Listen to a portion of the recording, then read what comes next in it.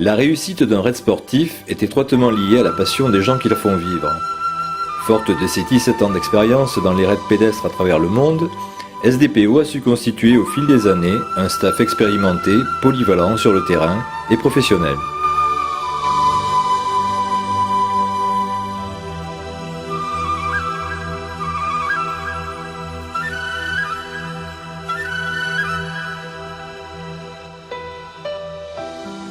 Une équipe logistique composée d'un commissaire de course, de chronométreurs, la partie médicale est confiée depuis de nombreuses années à Fidelia Assistance, basée à Paris, et qui détache sur le terrain pour chaque édition 3 médecins urgentistes, 2 kiné-ostéopathes, un infirmier, ainsi qu'une logistique complète de matériel médical adapté à chaque épreuve.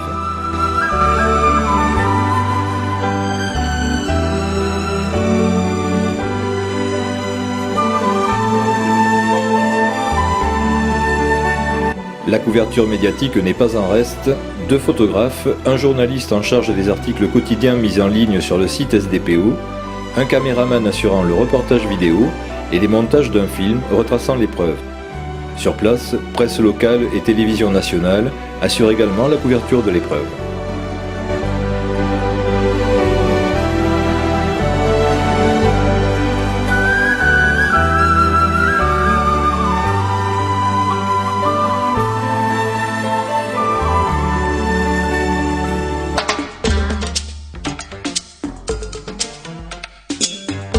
Le staff SDPO est épaulé par un staff local, gérant la partie logistique avant et pendant le séjour, fournissant également les guides et un ensemble de pisteurs balisant les parcours avec le staff SDPO.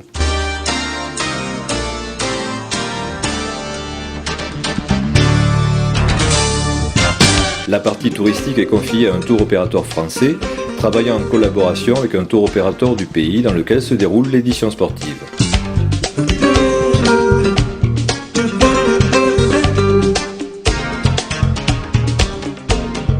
Fondé il y a 17 ans, SDPO est le fruit d'une longue réflexion menée par Jean-Claude Lecornec, son créateur, lui-même athlète de haut niveau et coach sportif rompu au raid pédestre à travers le monde. Il décide d'introduire dans une épreuve sportive la dimension culturelle, mais également d'en faire un ensemble d'épreuves ouverts à tous et à toutes. Ainsi naissent les foulées de la soie. Coureurs de tout niveau, mais aussi depuis quelques années marcheurs, pourront au travers de SDPO découvrir un pays autrement.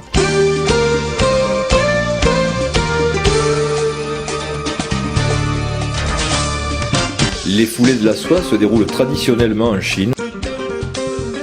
SDPO innove en posant pour la première fois sa caravane en Inde, dans l'Uttar Pradesh, le Rajasthan et l'Himachal Pradesh, pour une nouvelle course de 17 jours consacrée à l'aventure et à la découverte.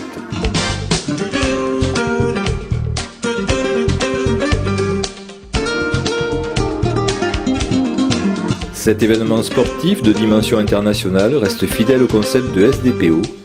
Marié sport et culture, il rassemble coureurs et marcheurs qui vont découvrir un pays fascinant et déroutant à la fois, car unique, riche d'une civilisation plurimillénaire et d'une diversité géographique impressionnante.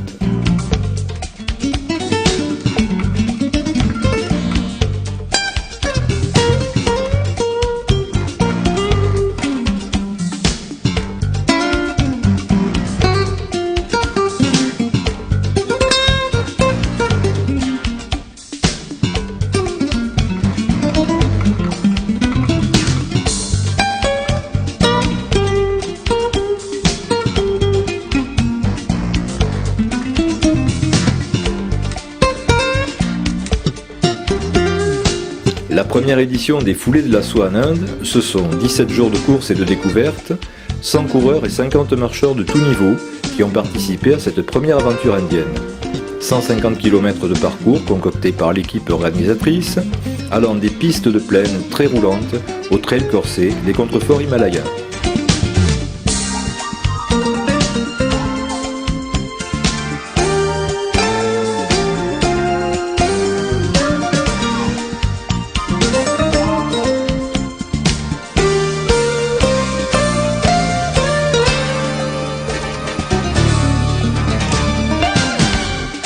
Depuis 17 ans, SDPO a fait découvrir à des centaines de participants des pays tels que la Chine, le Sri Lanka, le Tibet, le Yunnan, la Turquie, l'Ouzbékistan, le Vietnam, Cuba, ou bien encore, comme cette année, le Monténégro au mois de mai, puis la deuxième édition des Foulées de la Soie en Inde qui se déroulera en automne. SDPO est aussi présent depuis de nombreuses années au Marathon de Pékin et récemment au Marathon de Shanghai. 2014 voit la naissance de 2 nouvelles éditions, la première se déroulera au Laos et la seconde en Afrique du Sud.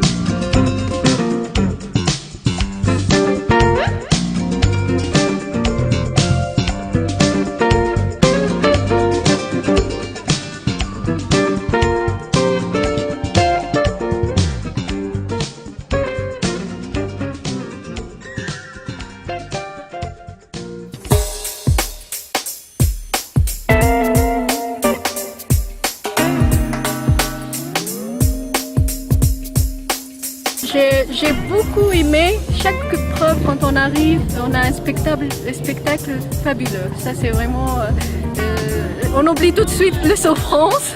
C'est tellement, on est bien accueillis et j'arrive même à danser. Et on oublie tout de suite la souffrance qu'on a eue et l'effort qu'on a fait.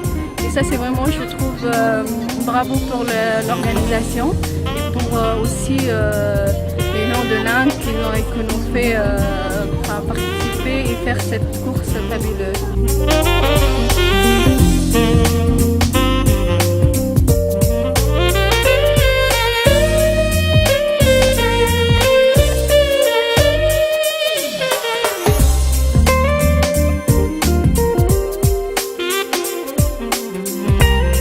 C'est génial, si je peux revenir l'année prochaine, je reviendrai parce que c'est super. Même c'est aussi bien, même mieux qu'en Chine. Les gens sont vraiment accueillants, le pays est fantastique. Les routes, on s'éclate avec les bus.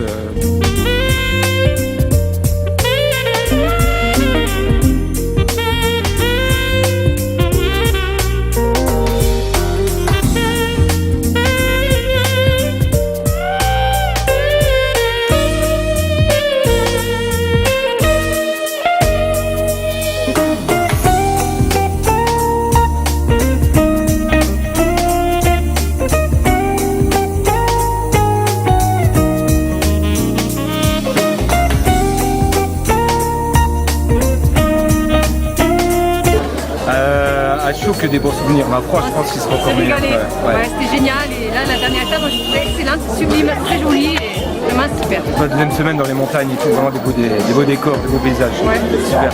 Voilà. Et deux trucs différents entre la partie Rajasthan et la partie montagne, quoi, qui était que du bonheur.